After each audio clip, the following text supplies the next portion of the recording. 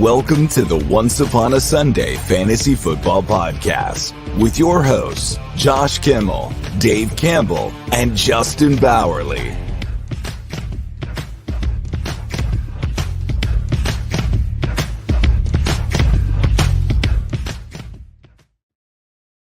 Welcome to the show, Once Upon a Sunday Fantasy Football Podcast. I am joined with a full crew for the first time in it seems like months. What's going on? Justin Bowerly and Viking Dave.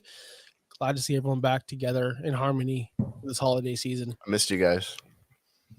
I didn't have to work until 8 o'clock, so you're welcome. You're welcome. I called this guy, by the way. I called him about 2 hours ago. I was on my way to Publix. I'm like, hey, Dave, are you still driving home? He's like, no, I'm home. I'm like, in my head, I'm like, let's go. And then I'm like, are you gonna be there for the show? He's like, I'll be there. So I'm glad. I was happy. I did my shopping with joy, happiness, and I knew I'd be back with talking about fantasy football with you guys. Before we get into everything, please, if you're an audio listener, go to our YouTube pages. We have two OUSFF Pod. That's right. At Fins Talk Sports Network. Go to our Twitters, X's, at OUSFF Pod, at Fins Talk Sports Network, at Justin Bowerly, at Josh Kimmel, OUS, and at Viking Dave. Dave's watching us. Dave just told us he got a Black Friday deal, 40-inch TV for $99. What's up, Ronald McDonald? Still don't like your food, but love you that you're here. I do. I love your food. We know you do. You know, I've known Dave for so long. I know his breakfast orders everywhere he goes. You think you know. They haven't much changed much, though. You're right. Isn't that crazy? That's how connected we are. That's because we used to be on the phone in the mornings when I'm going through the drive-thru and you're working and I'm working. So just guess his Dunkin' Donut order because I know that one by heart. Can that was easy, but I've changed it a little bit. No, I wanted to see. If are you a hot or cold?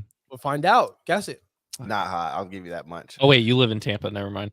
I'm gonna guess an iced caramel coffee with cream and sugar. Oh, you're not far off. You're not far. That's my order. So minus the sugar part.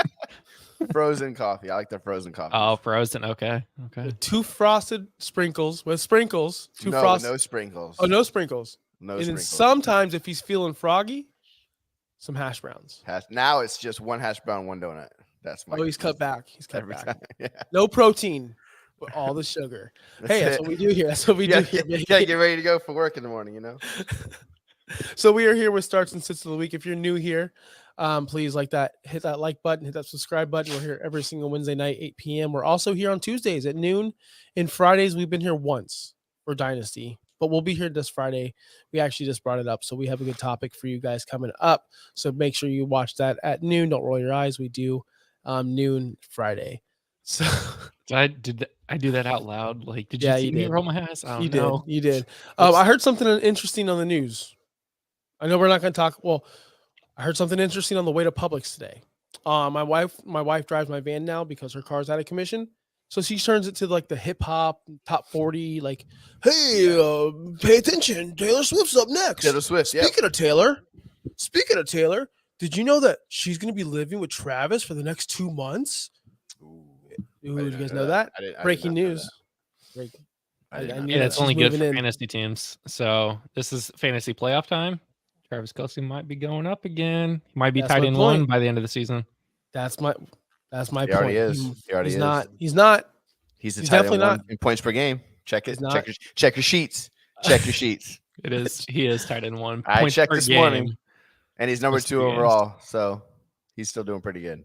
All right. Well, let's get into our starts and sits of the week. No more lollygagging. Get right to the point. Let's start with the quarterback position like we always do. This one is an interesting one. And to Dave's request, we have the players and who they're playing against. So we have Geno Smith at Dallas. I like it. Or Brock Purdy at Philadelphia. David, it's been a while. I'll give you the floor first. Who are you taking this week to win your matchup? Purdy. He's been playing well. The Eagles secondary is very sus. As the kids would say, it's sus. Geno Smith, he's been up and down. The Cowboys defense is pretty freaking good. I mean, that's pretty much what it comes down to me. Purdy, I think, is our better player anyways. He's on a better team. And the Eagles secondary is not that great. So that's pretty simple for me, in my opinion. Are you afraid that they might just run the ball with CMC and just have a ball control game where they don't score a lot of points, or you see it's a high scoring game because both No. teams are so awesome? I think it's going to be an awesome game and fun to watch. No, because one thing that this Eagles defense is good at is, pretty good at stopping the run. So I know it doesn't matter. CMC's going to get the ball, but it could be a lot of dump offs. You got Debo, you got all those things. I just don't trust Geno, really. I mean, you can start him if you have him in a super flex, but I take Purdy over Geno pretty much every day. Justin, I agree. I would go Purdy here. I don't trust Geno against good teams. So far, when he has played good teams, like, I don't know, Baltimore, he scored 2 points in that game. Cleveland, 14 points. He's not really, his ceiling's not very high. He gets you 12 to 14 points, which is great if you were playing a wide receiver getting 14 points. Purdy's ceiling, he's consistently getting in the 20s, like high teens, low 20s, except for random games here and there. I think both are playing really good defenses, but between the two, I think Purdy has the better chance. CMC is really good in the open field, and all you got to do is dump the ball off to CMC to get him open. So you're going to get a lot of bullshit yardage off of dump offs. jeez, family friendly over here. Listen, I gotta say one thing about Geno. Felix Felicius. Now I know no one remembers this from the preseason. I tried telling y'all last season, Geno Smith was drinking that lucky potion from Harry Potter, where everything went his way the entire season. That's what happened last year. This year, that's not happening. He's got the same amount of danger plays. He's got the same amount as interceptable passes. He's top 10 in danger plays and interceptable passes again, just like he was last year. It's just this year, things aren't working out. It's just not the same magic. He's still playing pretty decent, Geno Smith, but against Dallas, they're a ball hawking team. They like to, didn't that guy just set the record for most pick sixes in a season? Not going to lie. Didn't know that was a thing until I watched Good Morning Football this week. Not going to lie. They talked about it during the game. Did you not watch the game? Some people. Josh doesn't watch football. He watches his fantasy roster. I watch football. Sometimes I turn it down. Sometimes I'm walking away. Dave, I have kids. I have things to do. I can't just sit there all day. Oh, you're right. I don't have any kids at all. Good point. Not on Sunday. I know Dave on Sunday. He's watching football. Sunday, I did not. But sometimes I do. I did. And actually, was supposed to have the kids. But sometimes they have to go get. I have to get them. I have shit to do, Dave. Sorry, babe. I know. Bobby. I know. But here's the thing. You're important. Here's the thing with Geno Smith. He's just up and down, like Justin said. Brock Purdy is the smash start here. Easy peasy, lemon squeezy. Dallas is a dominant defense. Philadelphia secondary, very sus. Cope. Hashtag. Oh my God. What are you talking? What does it even mean? What just happened? Oh, you said yesterday's wait, show. Wait. You said Cope? What we're talking Yeah, about. Cope. No, I did. I know exactly what that means. I have no idea what it means. First I of all, just say that's it. super lame when people say that. It's so dumb. Ronald McDonald told us the Cope yesterday. That's why I said Oh, Did. Ronald McDonald. Don't be one of those guys. Don't be one I of don't know those what it girls. means. What does it mean? It means deal with it, basically.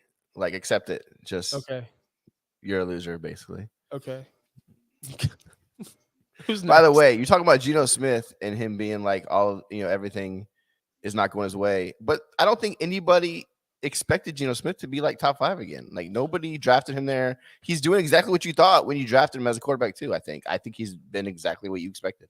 So if you watch any football game with the Seahawks, the color commentator were just like, gosh, about Geno's really turned it around. Geno's done this. Geno's done that. And it's like, and the Josh Dobbs before the S show on Monday night, everyone's like, Josh Dobbs is the next Geno. He can do. Guys, Geno had one good year, and then this is a very average year. It's just the way it is. Not everyone's gonna stay on top like a Brock Purdy. I expected the downfall from Brock Purdy, didn't happen. I expected it from Geno, and it did happen, unfortunately. But he's still getting the ball to the players. Like JSN, those guys are not relevant, but they're okay. All right. Okay. Let me ask you a question. Off topic. Tank Dell or JSN rest of their careers? Oh, career? Yeah. I mean, oh man, that's tough. But I mean, hold on. I want to preference this. Most people are going to say JSN because of where you drafted him in Dynasty, but people got to let that go. I remember Mahomes being a 4th round pick in most Dynasty leagues. Do we have to cope with the fact that Tank Dell's better? first of all, I think Tank Dell is really good. But JSN's not bad. he's just also behind 2 really good players. So I'd say their value is close. But Tank Dell's balling out, so I don't know. That's tough. Tank Dell, you know who's going to throw him the ball for the next 10 years. Hopefully 10 years. You would hope. You don't know who's going to throw Jason the ball next year or 2 years from now. So it's kind of tough to really make a decision on that one. I would go Tank Dell at this point. Yeah, I would go Jason was drafted as the top wide receiver in this draft and isn't even top 8. But See, we I did say. I have kids. Which one was that? Was that Ella? Yeah, of Ella? course. Yeah, of course. She's a good kid. All right, next we got the receivers. Or are we going running backs? Running backs. We're going running backs. We have James Conner at Pittsburgh. A lot of ats this week. Or Zach Moss, new starter at Tennessee. Justin, I know that you're a big Colts guy. We all know that. Why are you picking Zach Moss? Damn, why do you think I'm not going to pick James Conner? Dude, this is so easy too. It is easy. This is so easy. It's flat out Zach Moss at this point. I mean, if you go back to when Jonathan Taylor wasn't around for weeks 2, 3, and 4, he was scoring 20 points a game. And even when Jonathan Taylor came back, 33.5 points a game, like that game. So against, do you know what team he scored 33.5 points against? Tennessee. The Tennessee Titans. This is a no-brainer. He's looking good, even with Jonathan Taylor in there. Without him in there, it doesn't really matter. I'm starting Zach Moss with confidence. If I have Zach Moss, I'm still trying to get him in a league. I'm trying to understand why we picked James Conner as the rival. I don't know. Why did you? I didn't. Said simple shit. I didn't. I put 4. I put 4 running backs. I put 4 running backs. And you pick them. That's what we do on Wednesday mornings. I say, here are my 4 options. I didn't even look at the options. I just saw y'all talking trash about Kelsey, and I had to prove Josh wrong. Then I went back to work. I didn't want to go with the Singletary option against Denver, and I didn't really want to go with Brees over Singletary versus Zach Moss is a lot closer. I think that is actually a lot closer. Brees, that would probably be kind of close too. All right, here's what we're doing. Take Zach Moss. But here's the thing: lump them all together. You're starting Brees. Like, you're most likely already starting Brees. This isn't the question. The question is Zach Moss. Like, if these guys are on your bench, who are you starting? You want to be honest? Zach Moss is an auto start this week. Until Jonathan Taylor starts, he's an auto start. So the real question would have been like Singletary versus Conner. If we're being honest, fair. That's fair. Because Moss, he was so good before. I don't know where he came from because he's never been good in his life. And Buffalo. I expect him to. I know where he. No, I'm saying I don't know where he came from. Like, out of nowhere, because he's never been good. Right. And then that offensive line has been killing it this year. So I mean, whoever, like Jonathan Taylor's been great, Zach Moss has been great. I see no reason for that to change. I'm going Moss all day long. Hey, Big E, we'll get to you in about 2 minutes. I do want to say something on this. I fear, and I know that Zach Moss is an instant start, auto start. This is an obvious one to me as well. But I fear, because we saw this happen with Jonathan Taylor, where the first drive, he'll get 7-9 carries. I've been on this. If you follow me on Twitter, you see me complain about it every week. If Taylor you watch the Colts game with him, also, like, he just texts you, like, where's Jonathan Taylor? Why isn't he getting the ball? He'll get 9 carries on the first drive, be awesome, and he'll get 1 carry the second drive, 1 carry the third drive, maybe 2 carries the third drive. But no one else is touching the ball, really. So, I mean, he's getting all the work, and he scored a ton. Jonathan has been great. He has been great. So I fear they're just streaky, I think. Are they going to do that again? Are they going to let Zach Moss eat in the first drive, and then all of a sudden Gardner's going to throw? It was ridiculous that Gardner Minshew threw 20 passes. Meanwhile, Jonathan Taylor had like 6 carries. It was ridiculous at that point. That's a little bit facetious, but no, it was true. It was true. By the end of the game, Jonathan Taylor was touching the ball a lot more. He got the touches. That's all. If they get 15 behind, touches and he got 91 yards. If they get behind against Tennessee, are we still? I mean, it's highly doubtful to get behind against Tennessee. But funny things happen. Listen. Look, Connor revenge game doesn't matter. Maybe that's why you picked it. The dude hasn't scored double-digit fantasy points since week 2 or week 3. Let's be honest. He hasn't scored jack squiddly squat since he's been back. I think didn't even 15 points combined in his last 3 games. He's been ultra bad. James Conner shouldn't be an option. Honestly, you shouldn't start James Conner at this point. Unless you have no other options. I have to start James Conner this week. He's my only starting running back. I'm playing a bye week player. I love And him. there goes the That's fireworks. All right, Big E's got 2 comments or questions. The first one, I traded Jonathan Taylor and Waddle for McCaffrey right before JT. I came in. freaking love that. Congratulations. That's a lot. One, it is a lot because Waddle's solid and JT has been really good. But it's worked out really. You got really lucky also. But obviously CMC is a monster, so good deal. And then the next one, should I trade Javonte Williams for Zach Moss? No, that's Yes. no. Yes. No. Yes. Why not? Because he's only going to be good for 2 or 3 weeks. Okay, what if Big E needs to get into the playoffs? If you need to get into the playoffs, okay, I'm okay with it. Like if you're like on the border, yes. But I mean, in the playoffs, Moss is going to be no good to you, most likely. It depends. And Javonte hasn't been terrible. Like he had a but couple he hasn't really been spectacular. Good games. No, he hasn't been spectacular. He hasn't been, but he's still been like you can start him. He's still startable. And I pay attention to this because I have Javonte on that same team where I have Taylor, and Samaje Perine's getting a little bit of extra he's pissing work. me the crap off lately. I'll say that much. Yeah, so that's why I'm saying Zach Moss will be the only show in town. Only thing I think it's not a guarantee. It's not a guarantee. Moss. It's not a guarantee. Jonathan Taylor comes back anyway. I mean, I guess you're right. It's not a guarantee. I'm just saying if you don't need to make that trade, I would probably not. Even though I think Moss is the clear better player for the next 3 weeks, 3 to 4 weeks, maybe whatever. But if you have Jonathan Taylor, I would make this trade. Well, I think I don't know. I don't know how many That's not bad. Big E's in, but he did trade away Jonathan Taylor and Waddle. Oh wait, he just did trade it away. Traded Jonathan Taylor. Wait, never mind. Yeah, if it's the same league, I mean, you already have McCaffrey, so you could do this. McCaffrey's 2 players anyway. I think it comes down to how bad you need to win. If you really need to win, you do the trade. If you don't, you can wait because you're ready for the playoffs. Because again, we play for the playoffs, and if in 4 weeks Moss is irrelevant again, and I'm not saying Javonte is a monster, but at least Javonte is going to help you in the playoffs when Moss will most likely be all but irrelevant, like he has been the last month while Taylor's been back. That's all. But we did say, Justin can back me up. When Taylor came back from the injury, Zach Moss. But that was like he was out for a month. He hadn't played. He hadn't practiced. This is different. It said he's not going to be out of shape. He's a finger, so he should still be able to like practice and all that stuff. I don't know why. I still don't know and understand. I've seen quarterbacks play with a broken finger. Like, how can this guy not play with a broken finger? I don't get that at all. Something that we're missing off of that. Yeah, something either like I don't know.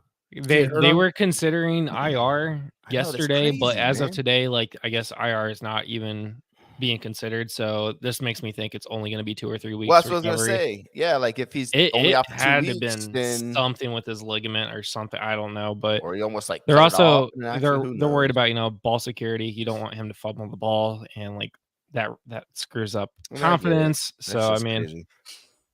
When you have a guy like Zach Moss, why risk more further damage and injury? That's true. Moss the stud from Buffalo. All right, we have 2 other studs we're going to talk about the wide receiver position. Hopefully, this one's a little bit easier, or not easier, harder. We have Calvin Ridley versus Cincinnati, or Terry McLaurin. I spelled it right. Don't. I don't want either player versus Miami. Yeah, that's the right answer. I don't want any player, but you have to have one. But you have to pick one. Okay, isn't this wild? I said this and nobody thought it was wild. Sam Howell's having a magnificent season, throwing for a bajillion yards, but there's not and one. McLaurin has he? You know what? Now you say that, has he done anything? But there's not one player on that team. You're like, yes, that's my top 15 receiver. No, you know who's balling out though? Brian Robinson. That guy is balling. If you have him in fantasy, trust me, I have him in a league, and I'm so happy with him as like my RB3. He is killing it every week, and he's catching passes. That being said, Brian Robinson is top 5 in scoring this year so far. So it's so I didn't know he's that high, but or in rushing, I should say. Yeah, he's freaking killing it. Okay. So the highest person for the Washington Commanders that is a pass catcher is McLaurin at wide receiver 26. Wide receiver 26. He's averaging 11.8 points per game. Now Sam Howell is the quarterback 4. How is this possible? They're spreading the ball around a lot. He's dumping it off to Brian Robinson. McLaurin's getting a little bit. Samuel's getting a little bit. I don't know. It's crazy. It's crazy. Dotson will have like a one random good game a month. It's like the the bizarro world of receivers over there, and I don't that's want to actually start. really good point. I didn't thought about that. I mean, I've been thinking about it. It's insane because I have McLaurin on a ton of leagues, dynasty leagues, and he's not doing anything. So I'm like, oh, maybe Dotson's out here, but nope. Oh, maybe Samuel, nope. Sam was actually been pretty good for where you Yeah, got but him. but he's also had a lot of stinkers, and he's clearly not better than Terry McLaurin at wide receiver 26 right now. They're all So just that's streaky. Like 2 of them can't be good at one time. Like you get 1.5, and that's it. And it you never know which one's gonna be the good one. That's Yeah. the real problem. and it's super frustrating. So I don't want to do McLaurin. And then you look at the other side, you have your boy Trevor Lawrence. I don't know where he's ranked because he's had a down year, but he's finally been balling out. I mean, he had a really good. He's quarterback 15, and none of these guys, whether it be Christian Kirk or Calvin Ridley. I mean, Evan Ingram's the guy, but other than that, these guys aren't even showing up on Christian Kirk's wide receiver 26. How can Ridley's you 18, Kirk is 26. Oh, I'm standard. Yeah. I'm standard. I'm on standard. Oh, yep, same. Dang, why does it switch back? Why does it switch back to standard? That's Fantasy annoying. Pros, get it back. So Calvin Ridley's Ridley's 21. 21 and Christian Kirk's 23. It's pretty good. Got 2 top 24 receivers. That's and Ingram's good. a top 5, 6 tight end. That's That's great. good. It's not bad. It's not bad. But still, you would expect at least like Trevor Lawrence to support a top 15 guy, like a better guy, but he's just not because one game is Ridley, one game is Kirk. You don't really have the dominance of a Tyreek Hill every single game. I mean, I don't know. So I guess If we're I'm back on picking these between guys. these guys, I'm going to go Ridley. As much as I don't like him, he at least has, I feel like, a splash game every now and then, and he might have used that up last week. I don't know, but He's I had just don't think 2 McLaurin's very, that very good weeks with Tennessee and Houston. 31 points and 22 points. Maybe he's coming on now. I don't know. He was irrelevant the entire first half because I know that because my friends are like, "Man, Ridley's dead." Blah blah blah. I don't have Ridley or McLaurin in any league. So I'll 0 never have to points in make the this. first half. Yeah, and people are like, "Man," and I'm like, "Dude, you can't trust Ridley." Then he catches a touchdown in the second half, and he has a good, fancy day, and that's all that matters. And that's why I would start him over McLaurin because he has a chance to put up a big game. I don't even know what McLaurin's best game is. I haven't heard him all year. Now, that's so crazy to me. Ridley is very touchdown dependent too. He's Yeah. only had one game where he's scored double digits without scoring a touchdown, and that was against Buffalo. He had a lot of targets and a lot of yards. But if he doesn't score a touchdown, he doesn't really get you points. Yeah, I'm looking at that now. He's got 3 touchdowns in the last 2 games, and that's why he's been balling out. Other than that, he's been totally irrelevant. So you take the super high, or you take the super low. I'm going to see McLaurin real quick because McLaurin. I mean, like you said, McLaurin, he he's at a least ghost. gets you between 9 and 15 points, even without scoring touchdowns. So but with no upside. Yeah, exactly, with no upside. So you're at most going to get 15, but with Ridley, you might get 30. You might also get 2. Yeah. So I'm taking Ridley. Yeah. Man, Trevor I hate Lawrence to is see back, it. baby. He's balling lately. He's gonna keep balling. I think it keeps rolling on Monday night. I think it keeps rolling too. I agree. It's just Terry McLaurin is so. He's been that way for the last 3 years. Like he has big years, but he has a few big games. I don't know. I feel like this is his worst year ever that I can remember, which is crazy because, like you said, Howell's killing it. He has 60 catches, which is last year he had 77, so he's going to break that. Last year he had 1,191 yards. This year he has 694. His yards per reception is down big time. It was 15.5 last season. It's 11.6 now. And he only has 2 touchdowns. I mean, he's having his worst career. He's averaging 12.3 fantasy points per game, which is the worst he's ever done in his life. Yeah, I was right. Yeah. And Howell is the top 3 guy, our top 5 guy. Makes no sense. Clean sleep. Unfortunately, Calvin Ridley. Ugh. So we're doing something new. Well, actually, we'll go to the tight ends. Same game. Evan Ingram, Mr. Dropsky, drops his bajillion balls a game, but still produces. Or Sam Laporta, who's been a little bit quiet lately, but had a really good game on Thanksgiving at New Orleans versus Cincinnati again. If you're starting Ridley, are we starting Evan Ingram? Yes. You can still start them. You can start both. I feel like this is a dumb decision because these are both auto starts. I feel like we should be talking about guys that are borderline, but if I have to choose one, I think I'm going to go with Ingram again. Yeah, offense is just good. I think he's got a better quarterback. I don't know. I really like Laporta this week too, though. If I'm being honest, the Saints aren't that good. The defense isn't that good. And Goff throws the crap out of the ball too. So there's no wrong answer, to be honest, but I'll take Ingram slightly. I feel like Ingram's more consistent with like 10, 12, 14 points, and then Porter might get you 3 or 4, but he also might get you like a 25-point explosion because he'll catch 2 touchdowns. He's never had 25 points in his life. You know what I mean? He has a chance to have a big game. Really? He hasn't had a 25-point game? His best game was week 3 against Atlanta where he had 22.4. Okay, well, 22. Good enough. But that being said, I'd still take Ingram slightly. He's had 1, 2, 3, 4, 5 single-digit fantasy points games in 11 career games. So almost half of his games are single-digit. Laporta is let me say this real quick, because I truly believe this. And when I traded for him in that league with Dre, I already knew this, but I see the potential. He's living off his first couple of weeks where he was explosive, and we didn't see this coming. And ever since that, he's been mid AF. Look at his game log. It's not been special. Tight end 9, tight end 16. These are not tight end 15, 18. These are nothing.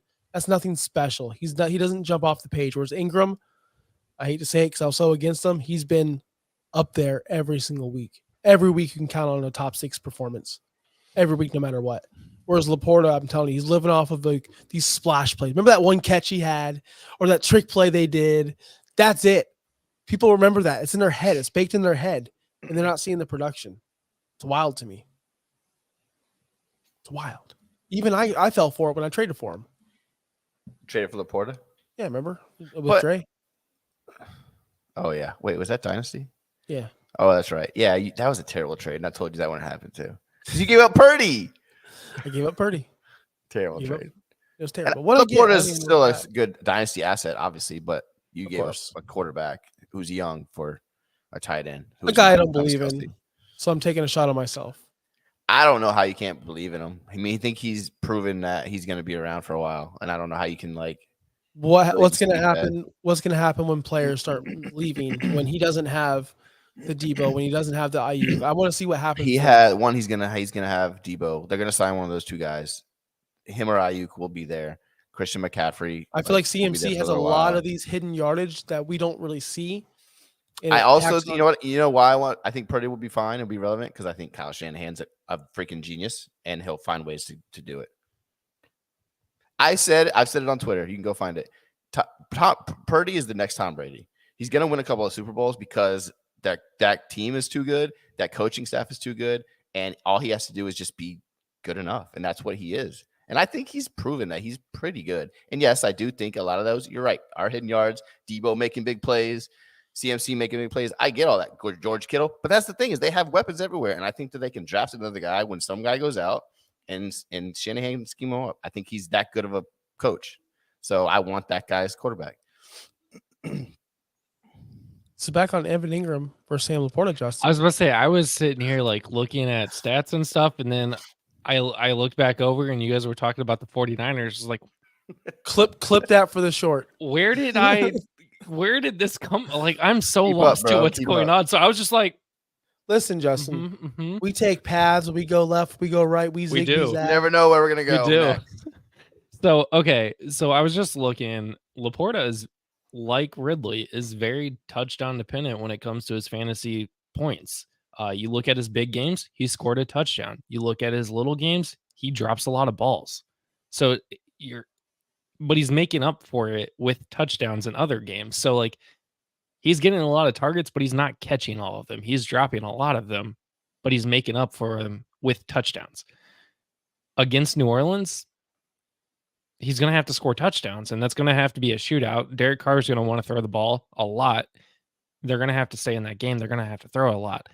At the same time, Ingram is just another solid. He hasn't scored a single touchdown this year, but he's still producing points. Crazy.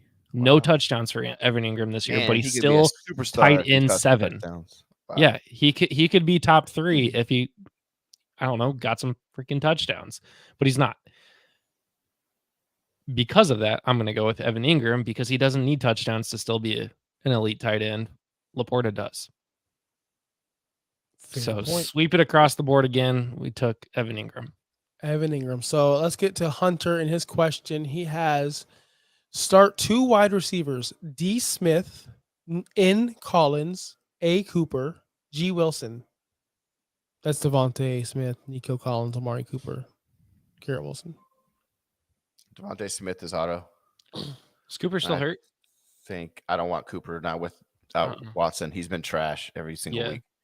I don't know I'm if I probably want going to start Nico Nico. Collins.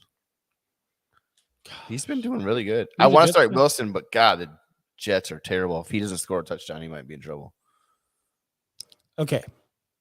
My Smith is an auto, so lock that in. Yeah. Everyone knows that. Nico, it comes down to Nico or Garrett Wilson. It comes down to, do you think Garrett Wilson will throw himself a touchdown pass?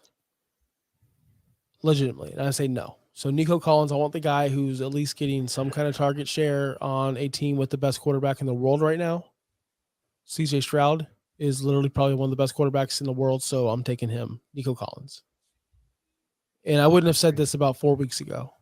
But it depends on if Noah Brown plays. What the hell happened to him? He became Superman, scored a bajillion points, and then literally got hurt. Like, I didn't see the injury. I didn't hear about it. Just hurt. Did you guys see this? No, but guys get hurt all the time and you don't see it. No, what I mean is like no one gets 150 yards 2 weeks in a row, then just I'm not Yeah, playing. he's just all of a sudden out. And What the freak happened? We didn't see Well, an wasn't injury. somebody Everybody- hurt that week that he got all those yards too? I think Collins was out a couple weeks. That's Nico what was he there. got. Nico Yeah. was- everybody put in their waiver claims for him, and then he hasn't played since. Yeah, well, I've had him because I'm So, smart. But yeah, you're welcome, Nico Hunter. D. Smith confirmed, done and done. All right, now we're doing something new. We have 4 players. We have a foursome, and we got to pick one One flex position. flex position. And for the record, Evan Ingram or Sam Laporta, whichever one you don't put in your tight end, you could also just put him in your flex and Well, run 2 tight ends. I wouldn't do that with Laporta. No. No? Okay. I wouldn't do that. I mean, with you can Laporta. if you have like no other options. Like there's one league I might This is have. week 13. There's a lot of but- bias. Yeah, There is. but So, in general, it's a I would lot of not bias. suggest that. So All right. anyway, so what are we doing? Who do we got next? Who are the Jalen Warren, Chuba Hubbard. Ooh. What happened to Miles Sanders? DeAndre Hopkins, Yeah, Cortland Sutton Frick. Not Hopkins. Cross them against off now. Indianapolis. You just jumping out. It's Warren. To me, it's Warren or Sutton, and I'm going with Warren. He's getting a lot of the work. He's scoring points. He's getting catches. Hubbard had a big game last week, but I don't really trust that. I don't trust that offense at all. And Sutton has actually been really, really good. It's between Warren and Sutton. I think those are the 2 easy options. I'm going to go with the running back because they're guaranteed touches. But I think it's between those 2. You can go either way. So Pittsburgh is playing Arizona. So that's Warren's matchup. Then we have The only thing that concerns me person. about Jalen Warren is he was doing really good in Matt Canada's offense, but now Matt Canada's gone and he scores 6 points. Yeah, that does suck. And Maybe Najee Harris all of a Najee. sudden is back to being himself with 16 points. So it's like, are they going to lean back towards Najee and say, you're the offense? Like you're the running back? Because Najee sucks. 2 weeks ago, this is definitely, I would be starting Jalen Warren. Can we talk about Deontay Johnson and not playing football? What's wrong with Deontay? He I heard just some stood- stuff going on, but I haven't heard. He just stood enough. there. Like, did everyone see Oh, that? did he? You didn't see there was a run No. play. It was a run Uh-huh. play, and he knew obviously. So he like snapped the ball. He just stood there. He didn't do anything. Yeah. The running back fumbled, or someone fumbled. Jalen And- Warren fumbled, Jalen Warren fumbled. The defense picked it up, and like Deontay just scooped it and started running for it. And Deontay Deontay was just- just like, I love that. That makes me so happy. I don't know why. First of all, he's not the first receiver to not run a route on a run play. That's been going on since the history of receivers. And that's really funny that he's just like, I'm good. no, I he think was visibly he was really visibly wants angry. out. He was very he wants out. He wants Yeah, gone. I love it. Trade him to Minnesota. That's what I have a want. video I of it. love Deontay Johnson. Send that video in the chat so Dave can watch it. I live on think air. Deontay Johnson is a really, really good player held down by terrible quarterback play. That's what I think he is. I think so too. I agree with that. Now, I'm not starting Chuba Hubbard against the Buccaneers at home in Tampa Bay. I'm not doing that because Buccaneers do shut down the run somewhat So that one's not an option for me. Dave, watch that video right now. As I go through. I was gonna put it up here, but I didn't want the NFL coming at us. Nah, NFL would not like that. They'll shut us down real quick. And I Yeah, can't they're find waiting who. on us. I can't. I know they shot down that kid with the camera phone. Yeah, jerks. He didn't even do anything. It's because he celebrated too. That's the thing.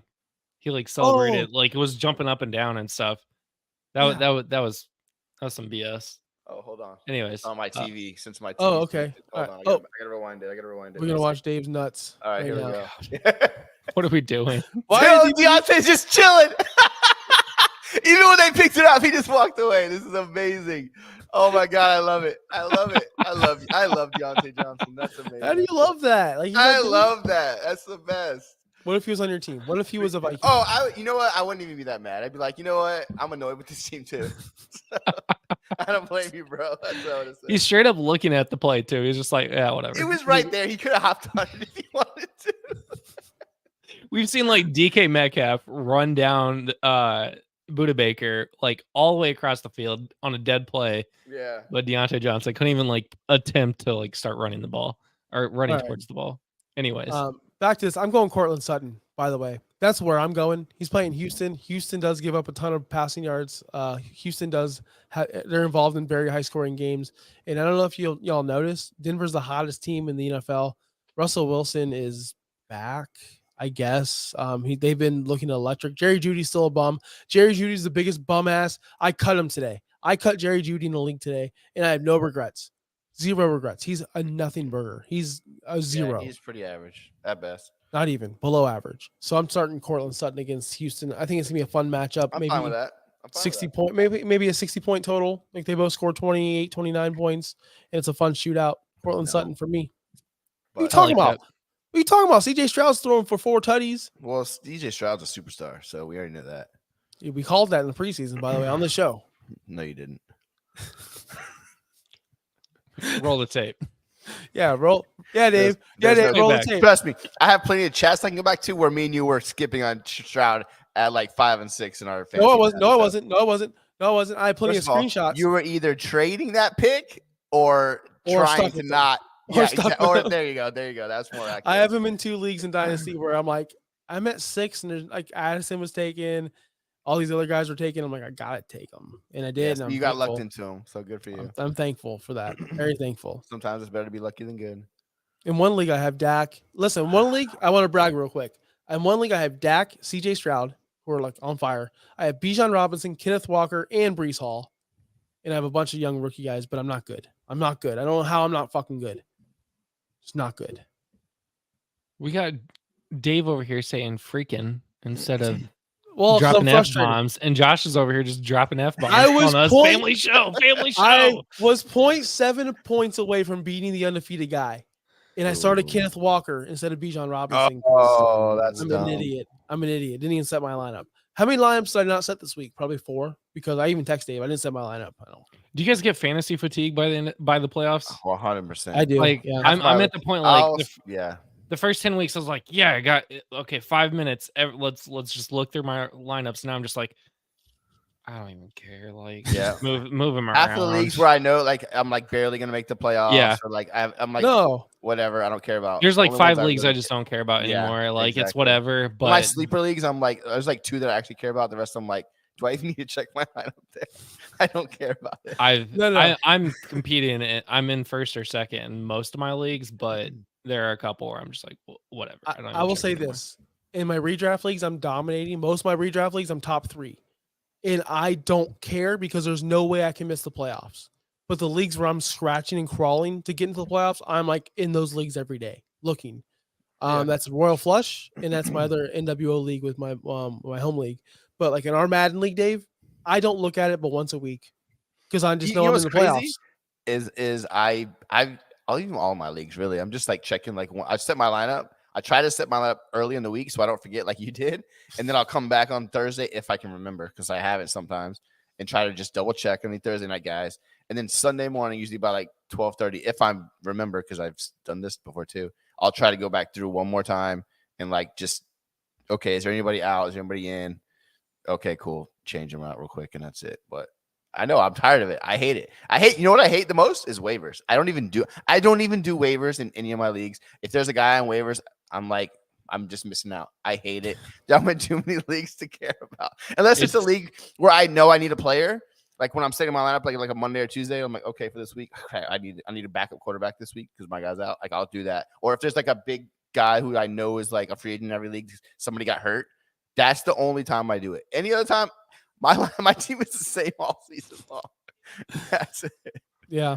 Not fatigue. It is fatigue, but it's still cool because when you get into the playoffs, that's when I'll start heating back up because, as I said, when I'm 10 focus on 2, specific teams too. right? So Yeah. Like when I'm 10-2 in these leagues, like what am I going to do? What am I looking at this league for again? The trade deadline's passed. Yeah. I'm already clinched. And that's even like I have a couple leagues where I am hurt. Like weeks 10 and 13 were killer for me because I have all the good players who are all unbiased those weeks. And I'm just like, dang, even with all my guys out and me starting bums off of my bench, I'm still projected to win. So because everybody else is also hurting. So yeah. But yeah, that's the show. I hope you guys enjoyed it, man. We will be here Friday, Dynasty Friday. We're gonna do the same topic we canceled last time because I was deathly sick. You remember that topic? Guys, vets that you would trade for right now? Yes, because if we're trading, I'm actually in negotiations to trade. In leagues, I just trade Saquon for a first. So if you can do that, do that. Dave thinks it's a steal. Dave's shaking his head because he's mad. Yes, I'm not. Honestly, I'm not mad at you. That's a great trade for you. Good for you. That's what we do Friday. You know what? It helps Pete. So it's kind of a win-win. But I would rather have the first. That's all. Guys, you guys heard the plugs up front. Please follow our show. Drop a like, subscribe. We're gonna get on out of here. We'll see you Friday. Peace out, guys. Enjoy your night.